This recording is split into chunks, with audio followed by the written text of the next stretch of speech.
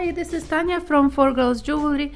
Let's make today a star component. It's one of my very simple projects. I hope you will enjoy your tutorial.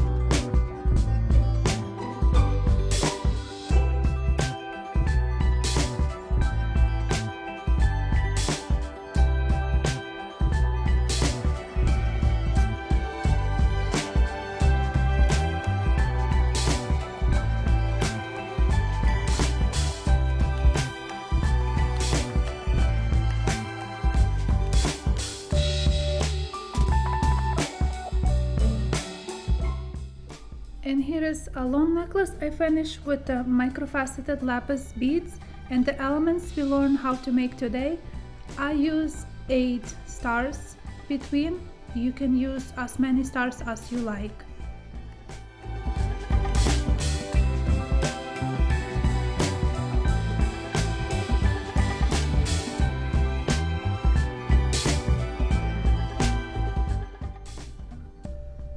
And because almost everybody likes to have a matching earrings, I finished also matching earrings for them.